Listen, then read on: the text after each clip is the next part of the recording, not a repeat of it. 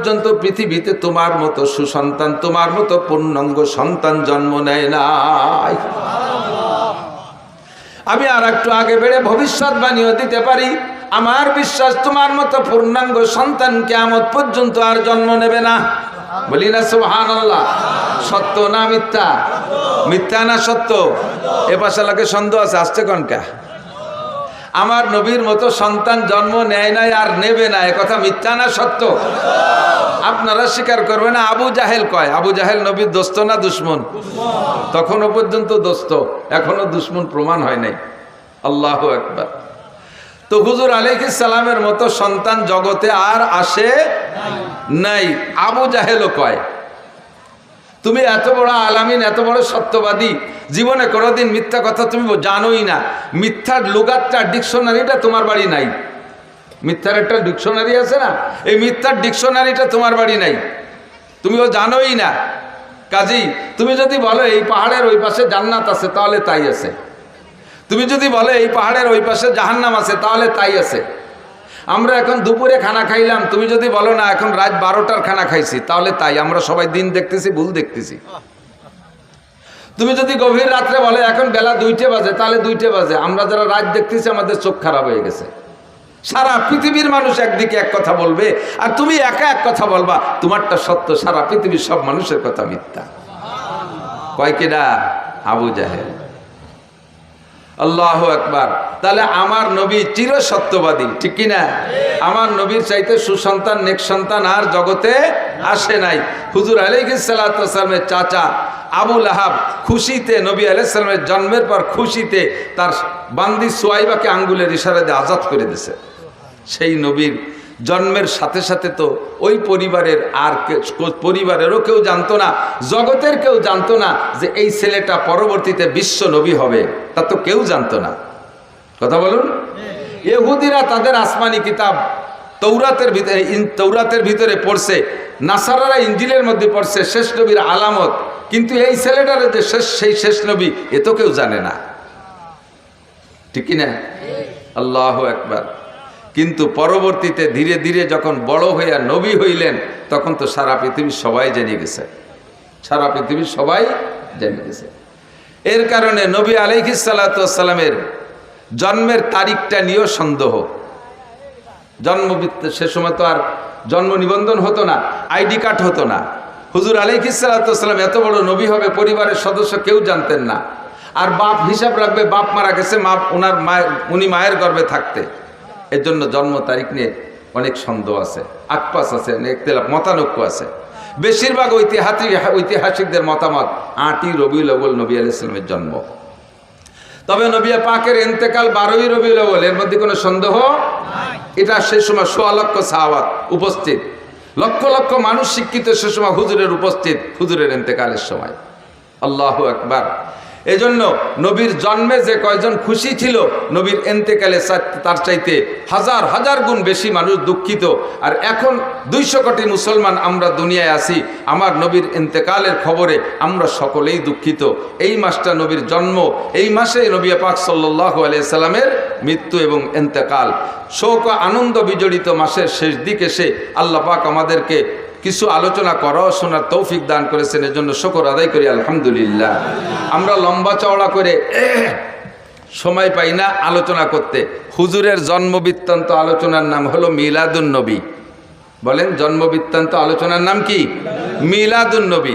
তো আমরা মিলাদ পড়ি, শর্টে মিলাদ পড়ি, শর্টে মিলাদ পড়ি। একখান নতুন ঘর দিলি হুজুরকে ডেকে নিয়ে এসে মিলাদ পড়াইতে, দোকান দিলি হুজুরকে ডেকে নিয়ে এসে মিলাদ পড়াইতে, একটা গাড়ি কিনলে হুজুরকে দিয়ে দোয়া করাই, মিলাদ দেয়াই। এরপরে নতুন ফসল আসলে বাড়ি হুজুরকে দিয়ে মিলাদ দেয়, ইত্যাদি ইত্যাদি। শুভ লগ্নে আমরা মিলাদ দেয়, মিলাদ দেই না?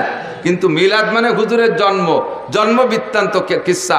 এই যতটুক টাইমের ভিতরে হুজুররা মিলাদ পড়িয়ে দেয়, ওতে কি হুজুরের গোটা জীবনী আলোচনা করা সম্ভব? আদৌ সম্ভব না। এটা হলো শর্ট মিলাদ। এটা কি মিলাদ? শর্ট মিলাদ। এটা শর্ট মিলাদ। যেমন সূরা ইউসুফ, ইউসুফ নামে একটা সূরা আছে না কোরআন শরীফের ভিতরে? সূরা ইউসুফ মোটামুটি লম্বা একটা সূরা, যার ভিতরে ইউসুফ আলাইহিস সালামের বিস্তার কাহিনী আছে। এই যুবকরা, ছাত্ররা সবাই লক্ষ্য করবে। ইউসুফ আলাইহিস সালামের লম্বা কিস্সা, পূর্ণাঙ্গ একটা কিস্সা আল্লাহ তাআলা এক জায়গা এক ইউসুফ আলাইহিস সালামের কিস্সা ছাড়া আর কোনো কিস্সা একভাবে বর্ণনা করেন নাই। যার কারণে কিস্সাটা বয়ান করে আল্লাহও খুব পছন্দ করছেন। কিস্সাটা শুরুতেই বলছে আহসানাল কসাস, আমি তোমাদের সামনে উত্তম অনেক সুন্দর একটা কিস্সা বর্ণনা করতে চাইতেছি। আহসানাল কসাস, যত কিস্সা আছে দুনিয়ায় এই সমস্ত কিস্সার ভিতরে কিস্সাটা অনেক সুন্দর আল্লাহ বলে আলোচনা করলেন। লম্বা কিস্সা, এ যদি আমি বলি 4-5 দিন লাগবে আপনাদের শুনতে, এবং আয়াত ধরে ধরে কোরআন শরীফ দেখে দেখে তর্জমা করে। আরে আল্লাহ, কোরআন শরীফ দুটি এরপর পাও লাগতেছে যে কোরআন শরীফ দুটি নিয়ে যান। কিন্তু কোরআন এই সূরা ইউসুফের লম্বা সূরা ইউসুফের আলোচনার সার সংক্ষেপ একটা তাফসীর আছে, একেবারে 2 কথার ভিতরে ইউসুফ আলাইহিস সালামের তাফসীর। ফার্সিতে কয় পীরে মর, পেসারে বুদ, গমসুদ, বাজিয়াব। উলামায়ে কিরাম যারা তারা টের পাইছে। পীরে মর, পেসারে বুদ, গমসুদ, বাজিয়াব, সূরা ইউসুফের কিস্সা শেষ। কি কইল ফার্সিতে? কয় মিশরে এক বুড়ো ছিল, তার একটা ছেলে ছিল, কিছুদিন আড়াই গেল, পরে আবার ফিরে ভালো।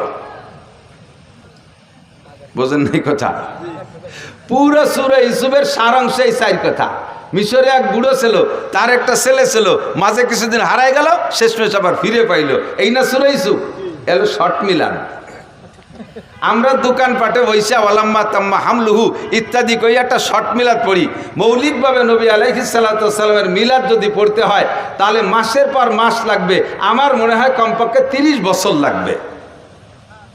যদি আপনাদের মতো শ্রোতা বসে থাকেন আর আমার চাইতে ভালো কোনো মুফাসসির বসে, তাহলে 30 বছর লাগবে নবী আলাইহিস সালামের মিলাদ আর সিরাত আর আখলাক পড়তে। কারণ সিদ্দিক আয়েশা রাদিয়াল্লাহু তাআলা আনহাকে হযরত ওমর ইবনে খাত্তাব রাদিয়াল্লাহু তাআলা আনহু একবার জিজ্ঞাসা করেছেন, ইয়া উম্মুল মুমিনিন কাইফা কানা খুলুকু রাসূলিল্লাহি সাল্লাল্লাহু আলাইহি ওয়াসাল্লাম।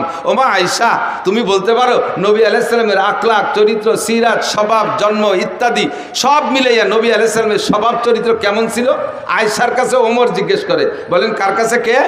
আয়েশার কাছে ওমর জিজ্ঞেস করে। ওমর কে আর আয়েশা কে? ওমর ইসলাম গ্রহণ করেছে আয়েশা রাদিয়াল্লাহু তাআলা আনহার জন্মের 5 বছর আগে। আয়েশার জন্মের 5 বছর আগে ওমর মুসলমান। আয়েশার বয়স টোটাল যখন 18, তখন নবী ইন্তেকাল করেছেন, আর নবী নবুয়তি পার 23 বছর পরে ইন্তেকাল করেছেন। তাহলে আয়েশার বয়স জন্মের আগে 5 বছর আগে হযরত ওমর মুসলমান। এবং হযরত ওমর কি 3rd ক্লাস বা 200-500 নম্বরের সিরিয়ালের মুসলমান, নাকি রোল নাম্বার 1-2 এর মধ্যে আছে? 1-2 এর মধ্যে না, 1 নম্বর আবু বকর, 2 নম্বরে ওমর। এবং ওমর সম্পর্কে হুজুর বলেন, লাউ কানা বাদি নবিয়ান লাকানা ওমর। আমার ওমরকে আল্লাহ পাক কেমন যোগ্যতা দিয়েছে, আমার পরে যদি আল্লাহ পাক দুনিয়ায় কেউকে নবী বানানোর ইচ্ছা করতেন লাকানা ওমর, তাহলে আমার ওমরকে আল্লাহ নবী বানাইতেন। এত যোগ্য মানুষ, পৃথিবীর প্রেসিডেন্ট, শরিয়াত, মারেফাত, হাকিকাত, তরিকাত কোনো কিছু ওমরের জানতে বাকি ছিল না। সেই ওমর আয়েশার কাছে জিজ্ঞেস করে, ইয়া উম্মুল মুমিনিন কাইফা কানা খুলুকু রাসূলিল্লাহি সাল্লাল্লাহু আলাইহি ওয়াসাল্লাম। ওগো মা আয়েশা, বলো তো নবী পাকের স্বভাব আর চরিত্র কেমন ছিল? সিদ্দিকা আয়েশা বলেন, হে খলিফাতুল মুসলিমিন, আপনি ইসলাম গ্রহণ করেছেন আমার জন্মের 5 বছর আগে। আমি 9 বছর বয়সে নবী পাকের ঘরে এসেছি মদিনায় আসার পরে। এই 9 বছরে নবী পাকের যা আমি জানছি তার চাইতে 1000 গুণ বেশি আপনি জানেন। নবীর সিরাত আর আখলাক সম্পর্কে আমার কাছে আপনার জিজ্ঞাসা করা এটা কেমন হবে? হযরত ওমর বলেন, আয়েশা রে, মানুষের স্বভাব দ্বিমুখী হয়। প্রায়টা মানুষের, অধিকাংশ মানুষের স্বভাব দ্বিমুখী হয়, 2 রকম হয়ে থাকে। এক শ্রেণীর মানুষ আছে বাড়ির ভিতরে যখন ঢোকে, পুরুষ, কিছু পুরুষ আছে বাড়ি যখন যায় তখন একেবারে রয়্যাল বেঙ্গল টাইগার, বউতি টাকাতে সাহস পায় না, ছেলে মেয়ে ভয়তে সব সিটে ভিটে এদিক ওদিক চলে যায়, বাঘের মতো ঢোকে, আছে না? আবার বাইরে যখন যায়, চার দোকানে যায়, পোলা বলে থাপড়ায়, সে সময় জব দিতে পারে না। এরকম বাহাদুর আছে না? কিছু লোক আছে বাহিরে যখন যায়, বাইরের মানুষে তার দিকে তাকাইতে সাহস পায় না, বাঘের মতো চলাফেরা করে, এত গাম্ভীর্য নিয়ে। আবার বাড়ি গেলে বউতি চাপড়ায়, সে সময় ভিড়িও কথা করতে পারে না, আছে না? নাই কিছু লোক আছে বাইরে চার দোকানে যখন বসে, কে কি খাবা খাও, কে কি খাবা খাও, মিষ্টির দোকানে যে একের পর এক ডাকি ডেকে 3000, 5000, 10,000 টাকা মিষ্টির দোকানে উড়ে ফেলে। অথচ বাড়ি আব্বা ওষুধের টাকা চালি, সে সময় তোমার আর সাল পান নাই, মাছ কিনতে গেলে টাকা থাকে না, বাড়ির বাজার ঘাটে টাকা থাকে না, এইরকম দ্বিমুখী স্বভাব থাকে। তো আয়েশা নবী আলাইহিস সালামের বাইরের অবস্থাটা আমরা জানি, বাইরে হুজুর কেমন সেটা তো প্রশংসার শেষ নাই, বাইরেরটা জানি, কিন্তু ঘরোয়া অবস্থা কেমন এইটা তোমার চাইতে ভালো কেউ জানে না। তো বাইরেরটা এবং ভিতরেরটা তবু উভয়টা তুমি জানো, নবীর সাথে সফরও করেছো তুমি, বাইরেও গিয়েছো, ভিতরেও জানো। কাজেই নবী পাকের সলিড সত্য চরিত্র যদি জানতে হয় তাহলে তোমার কাছ থেকে জানতে হবে। তুমি বলো মা কেমন ছিল? সিদ্দিকা আয়েশা বলতেছেন, ইয়া আমিরুল মুমিনিন আলা তাকরাউল কোরআন, খলিফাতুল মুসলিমিন, আপনি কোরআন শরীফ পড়েন না? কোরআন শরীফ তো পড়ি, প্রায় তো সপ্তাহে 1-2 খতম দেই, তা কোরআন শরীফ পড়ে কি হবে? সিদ্দিকা আয়েশা বলতেছেন, কানা খুলুকুল কোরআন, কানা খুলুকুল কোরআন, 30 পারা কোরআন শরীফ যা বিশ্বনবী মুহাম্মদুর রাসূলুল্লাহ সাল্লাল্লাহু আলাইহি সাল্লামের গোটা জীবনীয়তা। কাজী যদি নবীর সিরাত আর আখলাক আর জীবন বৃত্তান্ত জানতে হয়, কোরআন শরীফকে শুরু থেকে শেষ পর্যন্ত পড়লেই বোঝা যাবে যে এইটা যেন বিশ্ব নবীর জীবনী পড়তেছে। এবার কোরআন শরীফকে 30 পারা যদি ভালো করে ব্যাখ্যা করে শুনাইতে হয় তাহলে 30 বছরের কম হয় না। সুন্দর করে যদি বলতে হয়, মোটামুটিভাবে যদি বলতে হয়, আর আমার মতো ছোট মানুষের দ্বারা তা সম্ভব না। আমার নবীর সিরাত, আখলাক, মিলাদ, বিস্তারিত লম্বা চওড়া কিচ্ছা আমি একটা জায়গা থেকে আপনাদের একটু অল্প একটু বলবো, বিরক্ত হবেন নাকি? যেহেতু মাসটা চলে যাচ্ছে আর শেষ দিক চলে আসছি, নবী আলাইহিস সালাতু ওয়াস সালামের জন্মটা কেমন হলো একেবারে নবী আলাইহিস সালাম নিজেই বলেছেন, হুজুর নিজের জন্ম সম্পর্কে বলেছেন, শুধু নিজের না, 2.5-3 লক্ষ নবী রাসূল দুনিয়ায় এসেছেন, 2.5 থেকে 3 লক্ষ নবী রাসূল দুনিয়ায় এসেছেন, নির্দিষ্ট সংখ্যা কাহারও বলার কায়দা নেই। হুজুর বলেছেন কোন নবী রাসূল আদম আলাইহিস সালাম থেকে নিয়ে ওই নবী রাসূল পর্যন্ত তার পূর্বপুরুষের ভিতরে যেই সিরিয়ালে আসছে, এ পুরুষের থেকেও পুরুষ, ও পুরুষের থেকেও পুরুষ, এরকম না সিরিয়াল, একজন পুরুষও ব্যভিচার ছিল না। যেই মহিলাদের মাধ্যম দিয়ে উনি দুনিয়া আসছেন ওই নবী রাসূল, একজন মহিলা ব্যভিচারিণী ছিল না, একজন মহিলা জিনা করে নাই, একজন পুরুষও ব্যভিচার চরিত্রহীন ছিল না। অন্যভাবে কাফের থাকতে পারে, মুশরিক থাকতে পারে, বেঈমান থাকতে পারে, কিন্তু চরিত্রের এই নোংরামিটা আসে নাই। একটা পবিত্র আত্মার মাধ্যম দিয়ে সমস্ত নবী রাসূলগুলো দুনিয়া এসেছেন। তন্মধ্যে সবচাইতে নির্ভেজাল একেবারে নির্দ্বিধায় বলা যায় আমার নবী সাল্লাল্লাহু আলাইহি সাল্লাম আদম আলাইহিস সালাম থেকে নিয়ে জন্ম পর্যন্ত এই মাঝে যত সব পুরুষ চলে গেছে, একটা পুরুষও চরিত্রহীন ছিল না, একটা নারীও চরিত্রহীন ছিল না। কথা বলেন ঠিক ঠিক না? নবী নিজেই দাবি করেছেন। কাজে এখানে আমার আর অভিযোগের কিছু থাকে। শেষ ফিনিশিং আইসা যেই 4 জন লাস্ট পুরুষ, এই 4 জনের থেকে শুরু করি। তার আগে একটু বলা লাগে হুজুরের নূরে নবুয়তি, বলেন নূরে নবুয়তি, কথাটা একটু বুঝতে হবে। নূরে নবুয়তি, নবী কিন্তু মানুষ। নবী মানুষ না জিন? জিন না মানুষ? ফেরেশতা না মানুষ? নবী আল্লাহ না মানুষ? নবী খালেক না মখলুক? মখলুক মানে সৃষ্টি, খালেক মানে সৃষ্টিকর্তা। নবী কি সৃষ্টিকর্তা? নবী কি খালেক? নবী কি রজ্জাক? নবী আমাদের মতো মানুষ, পার্থক্য এতটুক। আমিও মানুষ, ডক্টর ইউনুসও মানুষ।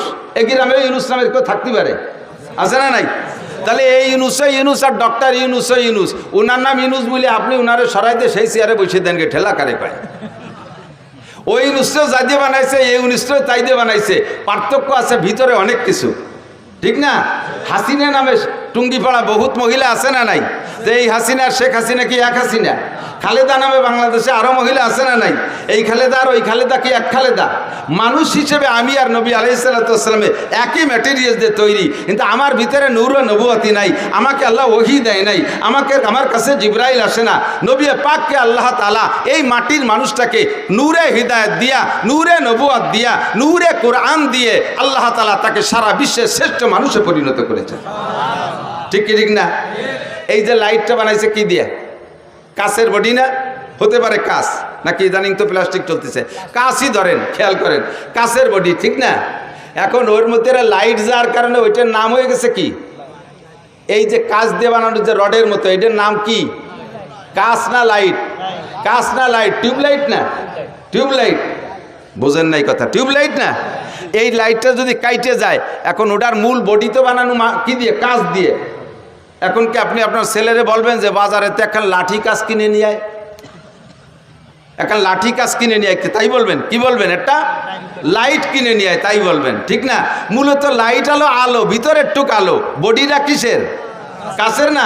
আমার নবীকে আল্লাহ তাআলা মাটি দিয়ে বানাইয়া গোটা আদম জাতিকে দামি বানাই ফেলাইছে। নবী পাক মাটির মানুষ, ভিতরে নূরের লাইট, হিদায়াতের নূর, নবুয়তের নূর, কোরআনের নূর ঢুকাই দিয়া তাকে নূরের নবী বানাই দিয়েছে। কন্যা সুবহানাল্লাহ। ঠিক কিনা? এই নূরের আগমন শুরু হয়েছে কোন জায়গার থেকে? শেষ জামানায় এসে হযরত ইব্রাহিম আলাইহিস সালামের ছেলে ইসমাইল থেকে শুরু হয়েছে। ইসমাইল আলাইহিস সালামের ভিতরে আল্লাহ তাআলা আমাদের নবীর আগমন উপলক্ষে এই নূরে নবুয়তিটা ফোকাস দিয়ে দিয়েছে। ইব্রাহিম আলাইহিস সালামের দুই ছেলে ইসহাক আর ইসমাইল। ইসহাক আলাইহিস সালামের বংশে বহু নবী, মুসা আলাইহিস সালাম, ঈসা আলাইহিস সালাম, দাউদ আলাইহিস সালাম, সুলাইমান আলাইহিস সালাম, তারপরে ইউসুফ আলাইহিস সালাম, এরকম হাজার হাজার নবী, লক্ষ লক্ষ নবী ইসহাক আলাইহিস সালামের বংশ জন্ম নিয়েছে। আর ইসমাইল আলাইহিস সালামের বংশে মাঝে কোনো নবী আছে কিনা তা আমার ভালো জানা নাই, তবে শেষ নবী একজনই শ্রেষ্ঠ নবী, মুহাম্মদ রাসূলুল্লাহ সাল্লাল্লাহু আলাইহি সাল্লাম। ইসহাক আলাইহিস সালামের বংশে 2.5 লক্ষ নবীও যদি হয়, রসুলও যদি হয়, সব নবী রসুলকে এক পাল্লায় দিলে, আমার নবীকে আরেক পাল্লায় দিলে কোন পাল্লা ভারী হবে? ভয় পাচ্ছেন? কোন নবীরে খাটো করছি না, নবীরা তো অনেক উপরের। তারপরে আল্লাহ তাআলা যদি আমাদের নবীকে দামি বানাইছে, বা দেখো দা বুজুর্গ তুই কিসসা মুক্তাসার, আল্লাহর পরে এই জগতের সবচাইতে দামি আমাদের নবী মুহাম্মদুর রাসূলুল্লাহ সাল্লাল্লাহু আলাইহি ওয়াসাল্লাম। কথা বলুন ঠিক কি ঠিক না? ইসমাইল আলাইহিস সালামের বংশে জন্ম নিয়েছে আমাদের নবী। আস্তে আস্তে আস্তে আস্তে ইসমাইল আলাইহিস সালাম থেকে নিয়ে প্রায় 30 পুরুষ পরে আইসা হুজুরের আব্বাজি আব্দুল্লাহ রাদিয়াল্লাহু তাআলা আনহু, হুজুরের তাওই দাদার বাপের নাম কি? দাদার বাপরে কি কয় আমাদের দেশে? তাওই। তাওই কয় না, দাদার বাপ তাওই বাপ, বুড়ো বাবা কয়। দাদির মারে বুড়ো মা, নানির মারে বুড়ো মা অথবা মাওই। তো হুজুরের আব্বা আব্দুল্লাহ, হুজুরের দাদার নাম হুজুর, তো হুজুরের আব্বা আব্দুল্লাহ, হুজুরের দাদার নাম আব্দুল মুত্তালিব বলে জানি। আর আব্দুল মুত্তালিবের বাপের নাম হাশেম। নাম কি? এই হাশেম হুজুরের চতুর্থ পুরুষ, হুজুর থেকে নিয়ে চতুর্থ পুরুষ।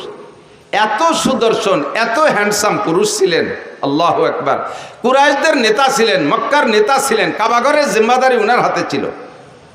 ইয়াং মানুষ, যুবক মানুষ, আল্লাহ।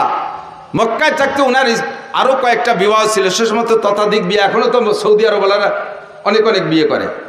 তো উনার আরো বিবাহ ছিল, আরো সন্তানও ছিল। এই মক্কায় উনার স্ত্রী পরিবার পরিজন রেখে উনি গাজায়, ফিলিস্তিনের যে গাজা না বর্তমানে গাজা, এই গাজায় উনি ব্যবসার নিয়েতে মদিনা হয়ে গাজার দিকে রওনা দিয়েছে। তো মদিনায় যাওয়ার পরে মদিনার বাজারে যখন উনি ঢুকছে, তখন মদিনার বাজার দিয়ে দেখতেছে সব কিছু, তার মধ্যে দেখে পর্দা ফুসিত তো নেই, সবই বেপর্দা। এই বেপর্দার ভিতর দিয়ে একটা মহিলাকে দেখলেন, তার চাল চলন, উঠা বসা, হাঁটা, তার কথাবার্তা একটু ব্যতিক্রম, অত্যন্ত শালীন, অত্যন্ত ভদ্র, দারুণ নম্র, একটু লাজুক লাজুক মনে হচ্ছে, অত্যন্ত রূপসী সুন্দরী। এই মেয়েটাকে দেখিয়া হাশেমের নজর পড়ছে, লোক লাগাইছে, দেখো তো এই মেয়েটার অবস্থা কি, মেয়েটা কি বিবাহিতা না অবিবাহিতা, বিবাহিতা হলে বা বিধবা কিনা, তার স্বামী আছে না নাই। লোক লাগায় রায়বার লাগায় দেখা গেল যেই মহিলাটার স্বামী মানে বিবাহিতা মহিলা, 2টা বাচ্চা আছে, কিন্তু তালাকপ্রাপ্তা, তালাক হয়ে গেছে, বর্তমানে স্বামী নেই। সুযোগ পেয়ে হাশেম প্রস্তাব দিলেন, তার কাছে বলো, আমার বাস্তবটা বলো, আমি কোন বংশের, আমি মক্কার মানুষ, আমি কুরাইশি মানুষ, আমি কাবাঘরের জিম্মাদার, আমি কুরাইশদের নেতা, আমি বর্তমানে এই অবস্থা আছি, ব্যবসা বাণিজ্য আমার অনেক সুন্দর, আমার বাহ্যিক রূপ ও চেহারা দেখো, মেয়েটাকে বলো দেখতে, সে যদি আমাকে লাইক করে, পছন্দ করে, তাহলে আমি তাকে বিবাহের প্রস্তাব দিলাম, রাজি থাকলে তোমরা আমাদের বিবাহ পড়াই দাও। রায়বার যে সুন্দর করে বলার পরে মহিলা রাজি হয়ে গেছে, আচ্ছা ঠিক আছে আমি বিয়ে বসবো। যথারীতিতে বিয়ে হয়ে গেল। বিয়ে হয়ে যাওয়ার কারণে উনি তাৎক্ষণিকভাবে গাজায় চলে গেলেন না, মদিনায় কয়েকদিন অবস্থান করলেন, শ্বশুর বাড়ি, ওই মহিলার বাপের বাড়ি। সেখানে কয়েকদিন থাকার ভিতর দিয়ে আল্লাহর কুদরতি সিস্টেমে হাশেমের ভিতরে যে নূরে নবুয়তি চমকাচ্ছিল, ওই নূরে নবুয়তি ওই মহিলার গর্ভে চলে গেছে, মহিলা গর্ভধারিণী হয়ে গেছে। গর্ভ হয়ে যাওয়ার পরে উনি ওখানে স্ত্রীকে রেখে উনি গাজায় চলে গেছে। গাজায় ব্যবসা বাণিজ্যের ভিতর দিয়ে ওখানে ওনার ইন্তেকাল হয়ে গেছে, হাশেম আর ফিরে আসতে পারেনি। টাইম হয়ে যাওয়ার পরে মহিলা গর্ভপাত করেছেন, বাচ্চা ডেলিভারি করে দিয়েছেন। ডেলিভারির পর যেই বাচ্চাটা হলো, এই বাচ্চার ভিতরে এবার সেই হাশেমের রূপরেখা নূরে নবুয়তি বাচ্চার মধ্যে চমকাইতেছে। পরিবার পরিজনের সকল সদস্য বাচ্চার চেহারা দিকে মুগ্ধ হইয়া তার নাম রাখতে বাধ্য হয়েছে সাইবাতুল হামদ। সাইবাতুল হামদ মানে প্রশংসার ডিব্বা। এত চেহারা, এত রূপ, এত সব কিছু দেখে সবাই মুগ্ধ, নাম রেখেতেছে সাইবাতুল হামদ। মায়ের কোলে থাকে, নানা বাড়ি থাকে, থাকতে থাকতে 5-6 বছর যখন বয়স হয়ে গেছে, তখন হাশেমের মক্কায় একটা ছেলে ছিল, নাম তার মুত্তালিব। একটু খেয়াল করতে হবে, খুব বোঝা নাম ছিল, তার নাম কি? মুত্তালিব। ওই হাশেমের ছেলে মুত্তালিব খবর পাইছে আমার আব্বা মদিনায় একটা বিয়ে করছেন, সেই ঘরে আমার একটা ভাই জন্ম হয়েছে, আমার আব্বা তো গাজায় গিয়ে মারা গেছে, আমার বিধবা মায়ের কাছ থেকে দেখে আমার ভাইটাকে আনা যায় নাকি। মুত্তালেব চলে গেছে মদিনায়, যাইয়ে খবর নিয়ে খুঁজে পেয়ে গেছেন। পাওয়ার পরে বললেন যে মা, আমার ভাইকে আমার কাছে দিয়ে দেন, আপনি কষ্ট করবেন কেন, আমাদের সন্তান আমরা নিয়ে যাই। অনুমতি দিলেন, নিয়ে চলে আসলেন। উটের পিঠি বসাইয়া মক্কা থেকে মদিনা থেকে মক্কা 450 কিলোমিটার, 450 কিলোমিটার 7-8 দিন পর্যন্ত উটের পিঠে বসে আনতে আনতে আনতে যখন মক্কায় ঢুকছে, পিছনে ছোট বাচ্চা একেবারে ধুলায় ধূসারিত হয়ে গেছে, কাপড় চোপড় ময়লা হয়ে গেছে, গুলামের মতো দেখা যাচ্ছে। যখন মক্কায় ঢুকছে, মক্কিরা জিজ্ঞেস করছে, মুত্তালেব তোমার পিছে কে বসা? ওনার পিছে কে বসা? মুত্তালেবের ভাই, মুত্তালেবের ভাই। এখন যদি বলে পিছনে আমার ভাই বসা, তাহলে ওনার ইজ্জত যায়। যে গুলামের মতো একটা ময়লা নোংরা সিরা কাপড় পরা পোলা, সে ওনার ভাই, এই বলে ওনার ইজ্জত যাবে। বিদায় উনি ভাই বলে পরিচয় না দিয়ে কয় হাজা আব্দি, এটা আমার গুলাম। তো গুলামের মালিক মুত্তালিব, মুত্তালিব হলেন মালিক, আর এইটা হলো সাইবাতুল হামদ হলো গুলাম। আরবিতে 2 শব্দের মিলে কয় আব্দুল মুত্তালিব, মানে মুত্তালেবের গুলাম। আসল নাম হলো সাইবাতুল হামদ। সাইবাতুল হামদ হলো হুজুরের দাদা। তো এখন মুত্তালেব পরিচয় দিচ্ছে, এটা আব্দুল মুত্তালেব আমার গুলাম। এরপরে বাসায় নিয়ে ধুয়ে মুছে পরিষ্কার করে কাপড় চোপড় নতুন করে পড়াইয়া তার নামে তারে পরিচিত করে দিতে চেষ্টা করতেছেন। কিন্তু আর কোনোদিনও মানুষ তাকে সাইবাতুল হামদ বলে ডাকে না, তারা আব্দুল মুত্তালেব কইই ডাকে। এই আব্দুল মুত্তালেব ধীরে ধীরে ধীরে ধীরে বড় হইলে মুত্তালেবের স্থানে, হাশেমের স্থানে চাবি ছিল মুত্তালেবের কাছে, মুত্তালেবের স্থানে এবার চাবি পেয়ে গেছে এই সাইবাতুল হামদ আব্দুল মুত্তালেব। কাবাগরের চাবি ওনার হাতে, মক্কার নেতৃত্ব ওনার হাতে, দেখতে সেরকম সুঠম বডির অধিকারী, নুরানি চেহারা তার ভিতরে, নবুয়তি চেহারা তার ভিতরে ফোকাস মারতেছে। এই সাইবাতুল হামদ আব্দুল মুত্তালেব এবার বিবাহ করছেন। বিবাহ করার পরে একটা সন্তান হয়েছে হারেস। নাম কি? হারেস। আব্দুল মুত্তালেবের প্রথম সন্তানের নাম হারেস। এই ছেলেটা বড় হয়ে উঠছে, মাঝে আর তেমন কোনো সন্তানাদি নেই। তো এই একটা হারেসকে নিয়ে আব্দুল মুত্তালেব কিতাবাদি পড়ে সন্ধান পাইছে যে কাবাগরের পাশে হযরত ইসমাইল আলাইহিস সালামের পায়ের ধাক্কায় জমজম কূপ হয়েছিল। কালের আবর্তে এই জমজম কূপ বন্ধ হয়ে গেছে। দেখি জমজম কূপ কোথায়, সব কিছু ম্যাপ মানচিত্র মাপিয়ে জমজম কূপের স্থানটা নির্ণয় করে হারেসকে নিয়ে 2 বাপ বেটা গেছে সেই জমজম কূপ খনন করতে। তার উপরে অনেক পাথর চাপা পড়ে আছে। 2 বাপ বেটা পাথর সরাইয়া জমজম কূপকে আবিষ্কার করবে, বের করবে, এটা খুব কঠিন ব্যাপার। 2 দিন 3 দিন পর্যন্ত খোঁজার পরে জমজম কূপ বের করতে পারে নাই। একটা সন্তান, তো আমাদের দেশে সুখী সন্তান, এক সন্তানের আব্বা বহুত আছেন না? ছেলে হোক মেয়ে হোক, কয়টা? একটা অথবা 1.5টা অথবা 2টা। 1.5টা মানে ঠ্যাং একখান নাই, হাত একখান নাই, আজ কোন পঙ্গু হয়েছে, আর একটা পুরো। সুখী সংসার এবার আমরা অত্যন্ত খুশি। একটা ছেলে একটা মেয়ে, জায়গা জমি বহুত কিছু আছে, ব্যবসা বাণিজ্য আছে, বড় আনন্দিত। তবে এক সন্তানের বাপ হওয়া অতটা সুখের বিষয় না। সময় সময় এক সন্তানের বাপ মহা বিপদেও পড়ে যায়। কথা কন না কেন? যেই বিপদে পড়ে আব্দুল মুত্তালেব আল্লাহর কাছে মান্নত মানছে। আমাদের দেশের বিপদ কি? আপনার পাশের বাড়িওয়ালা যদি থাকে, পাশের বাড়ি আপনার এক স্বাস্থ্য বাড়ি যদি 7টা ছেলে হয়, 7 ছেলের বাপ, তাহলে যেই বাপের 7টা ছেলে একবারে ঝাঁকা মেরে তাগড়া জুয়ন হয়ে ওঠে, 80 বছরে বাপেরও ফিরে যৌবন ফিরে আসে ছেলেদের শক্তির সাথে সাথে। এরা 8 বাপ বেটা লাইঠেল। আর আপনারা সুখী সংসার 2 বাপ বেটা, সুখী সংসার 2 বাপ বেটা, আর ছেলে মেয়ে নেন নাই। আর উনরা 8 বাপ বেটা, আটখানিক জায়গা নিয়ে পাশের বাড়ি এলাকার সাথে যদি গন্ডগোল লেগে যায়, 2 বাপ বেটা 8 বাপ বেটার সাথে যদি লাগে যায়, এই সুখী সংসার ওই 8 বাপ বেটার সাথে অসুখী সংসারের সাথে যদি পিঠে পিঠি লাগে, মায়ের কারা খাবে? সুখী সংসার মায়ের খেয়ে শুয়ে যাবে না? কথা কয় না? 2 বাপ বেটারে বাল হইয়া 8 বাপ বেটা একেবারে দোড়াচাপের মতো টান টানের রাস্তায় শোয়াই দিছে, পুরো মারিয়ে ফেলে নাই, মরে নাই। তো বুড়ো এই 80 বছর বয়সে সুখী সংসারের বুড়ো মায়ের খাইয়ে টান টান হইয়া এখন লম্বা লম্বা হাই ছাড়ে। আর যদি 2 সাইডে থাকতো তাহলে এরকম জোড়া বাড়ি খাতাম না। আর 2 সাইডে থাকলি জোড়া বাড়ি খাইতাম না। বসছে কোন সময়? যে সময় ওনার পার্স পাতি সব শেষ। আর হাজারো চেষ্টা করলে 2 সাইডের বাপ হওয়া সম্ভব। আল্লাহ যদি দেয় সেটা তার ব্যাপার। অসময় আছে তুমি সুখী সংসারে দুঃখী সংসারে অনুভব করতে পারছো। হারেস সাইবাতুল হামদ আব্দুল মুত্তালিব সময় মতোই বুঝে ফেলাইছে যে আমার এই এক সন্তান দিয়ে জমজম খুব খুঁজতে পারলাম না, যদি এরকম 8 বাপ বেটার সাথে কাজী ডাঙ্গা লাগিয়েই যায় তাহলে তো মায়ের খাইয়ে আসতে হবে। সাথে সাথে কাবা ঘরে গিলাফ ধরে মান্নত করছে, আল্লাহ যদি তুমি আমার 10টা পুত্র সন্তান দাও, যদি 10টা পুত্র সন্তান দাও তাহলে একটা সন্তানকে আমি তোমার রাস্তায় এই কাবা ঘরের পাশে জবাই করে দেব, কুরবানি দেব। কি এই সামান্যতের মান্নত চিনতে হতে পারেন? উনার জন্য এই মান্নত পুরো করা ওয়াজিব, কিন্তু এমন মান্নত যদি এই সমাজে কেউ করেন এই মান্নত পুরো করা ওয়াজিব না।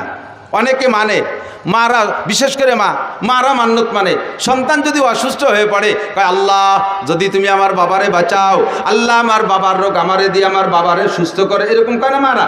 নিজের রোগ বাবার সন্তানের রোগ আমারে দিয়ে আমার বাবারে বাঁচাও, আমার হায়াত তারে দিয়ে আমার বাবারে বাঁচাও, যদি আমার বাবা বেঁচে যায়, আমার সন্তান যদি বেঁচে যায় তাহলে আমি জীবিত অবস্থায় 7 দিন কবরে থাকবো। তাই দেখছো কিরম ঠেক। এরকম মান্যতের মশালা আমার কাছে আসে, মিথ্যে কথা বলতেছি না। এই কত যে আসে মাঝে মাঝে উদ্ভট মানে এই মান্যতের কথা। একজনের মান্যত মানছে, হুজুর আমি নিয়ত করছি কাবা ঘরে একটা হেরিকেন দেব। কাবা ঘরে গেছি মানে হেরিকেন লাগাই কোন জায়গা? বাঙালি হেরিকেন কাবা ঘরে চলে? এ মান্যত মানছে, জানি কি এরবে? এরকম কঠিন কঠিন প্রশ্ন। 7 দিন কবরে তাজা অবস্থায় থাকবো, থেকে দেখছেন একদিন? আরে মরার পরে একদিন থাকবো কিভাবে, সেই চিন্তায় ঘুম হয় না। মরার পরে কিভাবে কবরে থাকবো একদিন, সেই প্রথম রাতটা নিয়েই চিন্তা। কবরের প্রথম দিন মার রব্বুকা মা দীনুকা ওমান হাদার রাজুলুল্লাযী বুইসা ফীকুম, 3টা প্রশ্নের জবাব আমাকে কবরে থেকে দিতে হবে। 3টা প্রশ্ন হবে আমার জন্য আমার সামনে, এই 3 প্রশ্নের জবাব না দিতে পারলে আমার খবর আছে। ওই রাতটা ওই দিনটা প্রথম দিন কবরের ওই সময়টা নিয়ে চিন্তা করে তাই রাতে বিছানায় পিঠ দিয়ে ঘুম আসে না টেনশনে। যারা চিন্তা করে কথা কন না, ঠিক কি ঠিক না? যাদের মধ্যে চিন্তা আছে তারা ভয় পায়। আর তাজা 7 দিন কবরে থাকবা, এইরকম মান্যত যদি কেউ মানে এই মান্যত পুরো করা লাগবে না, তার তওবা করে কিছু সদকা আল্লাহর রাস্তায় দিয়ে দিলে হবে। কিন্তু আব্দুল মুত্তালিবের মান্যত পুরো করা লাগবে, সাইবাতুল হামদের মান্যত পুরো করা লাগবে। 10টা পুত্র সন্তানের দোয়া করেছে আল্লাহর কাছে, আল্লাহ যদি 10টা পুত্র সন্তান দাও, একটাকে আমি তোমার রাস্তায় কুরবানি করে দেব। আল্লাহ টপ টপ করে একের পর এক 10টা পুত্র সন্তান দিয়ে দেছে। জমজম খুব খনন করতে সন্তান লাগবে, এই জন্য 10টা সন্তান চাইছে। কয় বাব্বিটা মিলিয়ে এবার জমজম খুব আবিষ্কার করেও ফেলাইছে। এখন সন্তানরে কুরবানি দাও, কুন্ডারে কুরবানি দেবে। ভাগ্যক্রমে আস্তে আস্তে 10 নম্বর সন্তান আব্দুল্লাহর ভিতরে ওই সাইবাতুল হামদের মধ্য থেকে এতদিন অন্য কোন সন্তানের ভিতরে প্রকাশ পায় নাই, আব্দুল্লাহর ভিতরে নূরে নবুয়তি চমকাইছে। 10টার ভিতরে এবার যেটা সবচাইতে সুদর্শন চেহারাওয়ালা, তারে কি হাতে ধরে জবাই দিতে মনে কয়? চাইতেছে যে ঘুরে ফিরে অন্য একটারে যেটা বুসা টুসা একটু কালা টালা আছে ওর একটারে মারি দিয়েছে মান্যত পুরো করে। কিন্তু তবুও তো সন্তান, তবুও কোনোভাবে কি আব্বা জবাই দেওয়া সম্ভব? কিন্তু মান্যত করছে, আল্লাহর ওয়াদা পূরণ করতেই হবে। এখন কারে জবাই দেবে কোনো নির্ধারিত করে না যে 8 নম্বর ডানা, 6 নম্বর ডানা, 1 নম্বর ডানা, 10 নম্বর ডা। কাজেই একটারে বের করতে লটারি লাগবে। এবার একের থেকে হারেস থেকে নিয়ে লটারি করা শুরু করছে। যে কয়বার লটারি করছে 3 বার, প্রত্যেকবার আব্দুল্লাহর নাম আসে। যেটারে সবচেয়ে ভালোবাসে, যারে বাঁচায় রাখার জন্য লটারির পদ্ধতিতে গেলেন, সেইটার নামই আসে বারবার। তো যেহেতু 3-4 বার বা প্রত্যেকবার লটারিতে ওই একই নামে আসে, এখন তারে তার বাঁচানোর উপায় নেই। তো বাবা জামা কাপড় পরে রেডিও, তোমারে জবাই দিই। আল্লাহর হুকুম, আল্লাহর মান্যত পুরো করতে হবে। বাস্তব কাজেই ছেলেও কোনো দ্বিমত না করে জি আব্বা চলেন যাই, ছেলেকে নিয়ে গোটগাট করে রওনা দিছে কাবার পাশে নিয়ে তো জবাই করবে। তো আব্দুল্লাহর বোন, একেবারে উনার মায়ের পেটের যে বোনটা, এই বোনটা বারবার কাঁদতেছে, আব্বা তুমি দরকারে আমারে জবাই দাও, আমার ওই ভাইটারে জবাই দিও না। ও ভাইয়ের মধ্যে কিছু না কিছু আছে, ভাইয়ের ভিতরে অন্য কিছু থাকতে পারে। ভাইয়ের যে চেহারা, আব্বা হাজার হাজার মানুষ তার পাগল, তুমি আমার ভাইরে জবাই না দিয়ে আমারে জবাই দাও। বুনে কাঁদতেছে। কয় মা সেটা তো আসলো না লটারিতে, তোর নামও তো লটারিতে নিয়ে দেখলাম, তাও তো আসে না, কি করব? তখন আব্বা একটা পদ্ধতি অবলম্বন করেন, যদি এসে যায় ভাগ্য পরিবর্তন হয়েও যেতে পারে। 10টা উটের সাথে আর আমার ভাই আব্দুল্লাহর সাথে একটা লটারি টানেন। 10টা উট আর আব্দুল্লাহ, দুইজনের মধ্যে লটারি টানেন। সেই সময় একজন মানুষকে যদি কেউকে যদি কেউ হত্যা করতো, একজন মানুষের জীবনের বিচার 10টা উট। সেই জন্য 10 উটের সাথে লটারি টানতে বলছে। তো 10 উটে লটারি টানছে, এ জায়গা 10 উটের নামে লটারি আসে নাই, আব্দুল্লাহর নামে শিখেছে। কাব্বাত আলী 20টায় টানেন, 20টায় টানছে, তা আবদুল্লাহর নাম। 30টায় টানেন, তা আবদুল্লাহর নাম। 40টায় টানেন, তা আবদুল্লাহর নাম। 90টায় টানেন, তাও আবদুল্লাহর নাম। কয় যে মা আর বাঁচানো গেল না, আর কত টানবো? কয় যে আব্বা আর শেষবারের মতো 100 উটির সাথে একটা টান দিয়ে দেন। একদিকে 100 উট, আর একদিকে আবদুল্লাহ। এই 100 উট আর আবদুল্লাহর ভিতরে লটারি টানলে এবার 100 উটের নামে লটারি আসছে। আবদুল্লাহ বাইসে গেছে। বলেন আল্লাহু আকবার। আল্লাহ নবী আলাইহিস সালামকে আল্লাহ তাআলা দুনিয়া আনতেছেন। সবাই টাকা দেন, নেওয়া যাবে না। আর দোয়াই দেখছো, গাই দোয়াইছো কোনোদিন? না ফানাইয়ে দোয়ানো যায়? দইটা টান দিলি বান ছিঁড়ে যায়, দুধ বেরিয়ে।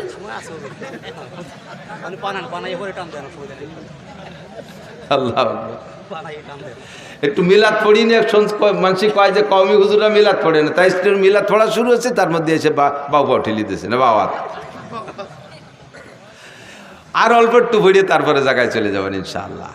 আমি যত ভালো আজ করি আপনারা খুশি হবেন বা আপনাদের প্রয়োজন মেটবে, কিন্তু গাইরেস্তের যে চাহিদা আছে তা পূরণ না করলে আমারে খাতি দেবে না। আল্লাহ কষ্ট নিয়েন না। তো আবদুল্লাহর জন্ম, আল্লাহ আবদুল্লাহ বেঁচে গেলেন 100 উটের বিনিময়ে। সেই থেকে বিচার হলো দিয়াত কয় রে, দিয়াত কয়, হদ দিয়াত। একজন মানুষকে মানুষ মারি ফেললে তার বিচার, তার যদি জান বাঁচাইতে হয় তাহলে 100 উট দিতে হবে, 100 উট বা সমমূল্য টাকা দিতে হবে। তাহলে একজন মানুষের হত্যার বিচার এই উটের সম্পদে অর্থের মাধ্যমে মীমাংসা হয়ে যাবে। সেই থেকে 100 উট জারি হয়ে গেছে। কোরআনের বিচারে এখনও তাই, সে বিচার হুজুরও জারি রাখছে যে একজন মানুষের হত্যার বিচার হবে 100 উট। তো খাজা আবদুল্লাহ বেঁচে গেলেন। এবার আবদুল্লাহর ভিতরে নূরে নবুয়তি চমকাইতেছে। যেদিকে যায় সেদিকে মানুষ আবদুল্লাহর দিকে তাকায় থাকে, যেদিকে যায় সেদিকে নারীর আবদুল্লাহর দিকে তাকায় থাকে। এবার এই করতে করতে ধীরে ধীরে আবদুল্লাহর বয়স হয়ে গেছে, বিয়ের বয়স হয়ে গেছে। আবদুল্লাহকে বিয়ে দেওয়ার জন্য আবদুল্লাহর বাপ আরও সবাই মিলে চেষ্টা করতেছে, মাইয়ে খুঁজতেছে। খুঁজতে খুঁজতে আবদে মুনাফের একটা মেয়েটা বড় রূপসী, মেয়েটির নাম আমেনা, মেয়েটির নাম আমেনা। এই রায়বারের মাধ্যমে ঘটকালি করে সেই বাড়ি বিবাহের উদ্দেশ্যে আবদুল্লাহকে নিয়ে চলতেছে। পথিমধ্যে এক এহুদি মহিলা এই আবদুল্লাহকে দেখা সকলের ভিতরে থেকে ডেকে একটু এদিকে আনছে। ভাই একটু এদিকে আসবেন, ডেকে নিয়ে গেছে। ভাই আপনাকে 100 উট দেবো, আপনি আমার সাথে একটু জীবন দেবেন, আমাকে আপনার বডিটা দেবেন, আপনার দেহটা আমাকে দেবেন 100 উটের বিনিময়ে, রাজি আছেন? আবদুল্লাহ বলতেছে, সাবধান, আর কখনো ফার্দার এমন চরিত্র নষ্ট হওয়ার কথা বলবা না। আমি জীবনে কোনোদিন আমার চরিত্রে একটা তিল পরিমাণ দাগ লাগাইতে দেই নেই, আমার পূর্বপুরুষের ভিতরে এই বদনাম নাই, আর তুমি এমন নোংরা প্রস্তাব দিচ্ছ আমাকে। ধমক দেশে মহিলা ভয়তে কথা বলে নাই, কিন্তু মহিলার উদ্দেশ্য খারাপ ছিল না, তার উদ্দেশ্য অন্যভাবে ছিল ভালো। এবার আবদুল্লাহ চলে গেছেন বিবাহের অনুষ্ঠানে, শ্বশুরবাড়ি চলে গেছে, বিয়ে হয়ে গেছে। আমেনাকে নিয়ে 3টি রাত সেখানে রাত যাপন করে তারপরে যখন ফিরে আসতেছে ওই ইহুদি মহিলার বাড়ির কাছে আসলে, এবার ইহুদি মহিলা আবারও আবদুল্লাহকে ডেকে বলছে, ও ভাই এদিকে আসো, তুমি কোথায় গেছিলে? অমুক জায়গা গেছিলাম। কি কারণে? বিয়ে করতে গেছিলাম। বিয়ে করছেন? বলে জি করছি। স্ত্রীর সাথে রাত যাপন করেছেন? বলে জি তা করেছি। সব আপনার চেহারায় ফুটে উঠতেছে, যেই নূর নিয়ে আপনি এখান দিয়ে গিয়েছিলেন সেই নূর আর এখন এদিকে আসে নাই, আপনার সেই চেহারা নাই, আপনার সেই নূরানি চেহারা কোনো না কোনো নারীর গর্ভের ভিতরে রয়ে গেছে। যেই গর্ভের ভিতরে রয়ে গেছে সেই গর্ভের সন্তানটা মুহাম্মদুর রাসূলুল্লাহ সাল্লাল্লাহু আলাইহি ওয়াসাল্লাম, নবী পাকের মিলাদ। এরপরে মহিলা বলতেছে, আল্লাহে আমি আপনার সাথে চরিত্র নষ্ট করার কোনো প্রস্তাব দিয়েছিলাম না, আমি 100 উটের জন্য দিতে চেয়েছিলাম। আপনার ভিতরে আখিরি নবী মুহাম্মদুর রাসূলুল্লাহ সাল্লাল্লাহু আলাইহি ওয়াসাল্লামের নমুনা আমি দেখতেছিলাম। আমার মনে আশা ছিল যে সেই নূরটা আমার গর্ভে আসতো, আপনি যদি আমার সাথে বিবাহে রাজি হতেন তাহলে আমার দেন মোহরের দাবি ছেড়ে দিয়ে আপনাকে আমি 100 উট দিতাম ওই নূরটা আমার পেটে নেওয়ার জন্য। যেহেতু এখন অন্য জায়গায় চলে গেছে, এখন আপনাকে আমি একটি পয়সার বিনিময়েও আপনাকে আমি বিয়ে করতে রাজি না। আবদুল্লাহ থেকে চলে গেছে আমিনার গর্ভে। সময় পুরিয়ে গেল, নবী আলাইহিস সালাতু ওয়াস সালামের জন্ম হবে। এই জন্মের কিছুদিন আগে হুজুরের আব্বাজি ব্যবসায় যে সেখানে ইন্তেকাল করেছেন। হুজুরের আব্বা আর আসেন নাই, মদিনার পথে ইন্তেকাল করেছেন। এরপরে নবী আলাইহিস সালামের জন্ম হলো। নবী আলাইহিস সালামের জন্ম যখন হয়, কেসরার সিংহাসনে পাথর লাগানো ছিল, যেই পাথরকে তারা পুজো করত, যেই পাথরকে শ্রদ্ধা করত, পাথর থেকে লাইট চমকাইতো। নবী আলাইহিস সালাতু ওয়াস সালামের জন্মের সাথে সাথে আরশে আজিমের মালিকের কুদরতি সিস্টেমে ওখান থেকে 14 খান পাথর খসে পড়ে গেছে। শিখা চিরন্তন নামে একটা আগুন জ্বালাইতে 1000 বছর পর্যন্ত। নবী আলাইহিস সালামের জন্মের সাথে সাথে এই 1000 বছরের যে শিখা চিরন্তন, যাকে অমুসলমানরা পূজা করত, ধম করে সঙ্গে সঙ্গে নিভে গেছে। আল্লাহু আকবার। আমার নবীর জন্ম হলো দুনিয়ায়, আসমান জমিন সব সুরভিত হলো, ফেরেশতারা নারায় তাকবীর দিচ্ছে, জিন্দা যারা টের পাইছে তারা সন্তুষ্ট খুশি হচ্ছে।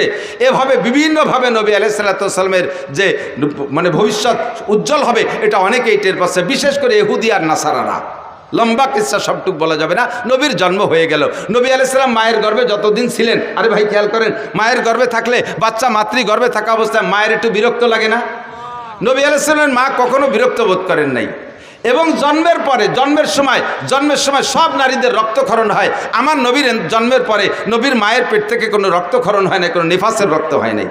বাচ্চাকে মায়ের পেট থেকে নাড়ি কেটে পৃথক করা লাগে, নবী আলাইহিস সালাম নাড়ি কাটা অবস্থায় জন্ম নিয়েছেন। বাচ্চারা একটু বড় হওয়ার পরে ৬-৭ বছরের ভিতরে খাতনা করাইতে হয়। কয় বছরের ভিতরে? ৬ থেকে ৭ বছরের মধ্যে খাতনা। আসলে বয়স কোনো লিমিটেড না, নিয়ম হলো পুত্র সন্তানদেরকে আমাদের মুসলমানদের সুন্নত হলো খাতনা করানো, ইব্রাহিম আলাইহিস সালামের সুন্নত। তা খাতনা করাইতে কোন বয়সে? মানুষের সামনে বাচ্চাটার প্যান্ট খুলতে গেলে, পরনের কাপড় খুলতে গেলে যখন লজ্জা বোধ করে, তার সেই লজ্জার টাইমের ভিতরে তার খাতনা করাই দিতে হয়। তো লজ্জা বোঝে কোন সময়? 2-3 বছরের লজ্জা বোঝে, 3-4 বছরের লজ্জা বোঝে, 5 থেকে 6-7-এর ভিতরে সে লজ্জা বোঝে মানুষের সামনে। এবার প্যান্ট খুলতে গেলে, আমার ছেলেরা নিয়ে গেছে নদীর ঘাটে গোসল করতে, যে বললাম আব্বু তোমার শুকনো প্যান্টটা খুলিয়ে গোসল করো, সে সময় তার 6-7 বছর বয়স। ওরে আমি খোলার জন্য চেষ্টা, তুমি চিবিয়ে দূরে দাঁড়, না আমি বলবো না, আঞ্চির মধ্যে ন্যাংটা হবো না। বুঝলাম যে ওর মুসলমানি দেওয়ার বয়স হয়েছে, এই বয়সের মধ্যে মুসলমানি দিতে হয়। যদি মশালা এইটাই হয় যে মানুষের সামনে শরমগা বের করতে যখন লজ্জা পায় ওই সময় তারে খতনা দিয়ে দিতে হয়, তাহলে আমাদের দেশের বর্তমান ছেলেদেরকে 20-22 বছরও মুসলমানি দেওয়া যায় না। কারণ 5-7 জন গোল হয়ে দাঁড়াইয়ে সেন্টে নিয়ে দাঁড়ায় পেশাব করে, একে অপরের শরমগা দেখে একটুও লজ্জা পায় না। রাস্তার পাশে দাঁড়াইয়ে চেন টানিয়ে দিয়ে আশাইল বাগান ভিজে দিচ্ছে, সেচ দিয়ে দিচ্ছে, একটুও লজ্জা পায় না। কাজেই তাদের আর মুসলমানির বয়স এখনো পর্যন্ত হয় না, তাই নাকি? আমার নবীকে কোন দুনিয়ার মানুষের সামনে তার শরমগা খুলবে না, বিদায় আল্লাহ তাআলা তাকে জন্ম থেকেই এটা হেফাজত করেছে। জন্মসূত্রে নবী খাতনা করা অবস্থায় জন্ম নিয়েছেন। যদি কেউ জন্মসূত্রে কোনো বাচ্চা খাতনা অবস্থায় জন্ম নেয়, আমাকে দেশে পিরির সুন্নত হয়েছে। কোনো পিরির কোনো সুন্নত আছে না, এটা কাজ সুন্নাত, নবীর সুন্নাত। নবী এইভাবে জন্ম নিয়েছিলেন, তোমার বাচ্চাটা সেভাবে জন্ম নিয়েছে। এটা বড় ভাগ্যবান সন্তান হতে পারে, একটু শুকর আদায় করি আলহামদুলিল্লাহ। আল্লাহু আকবার। এরপরে ধীরে ধীরে নবী বড় হইলেন। নবী পাক সাল্লাল্লাহু আলাইহি সাল্লাম যখন 3 মাস বয়স, সেই সময় ওই দেশের নারীদের প্রথা ছিল নিজেদের সন্তানদের দুধ নিজেরা খাওয়াইতো না, অন্য মহিলাকে পয়সা দিয়ে তাকে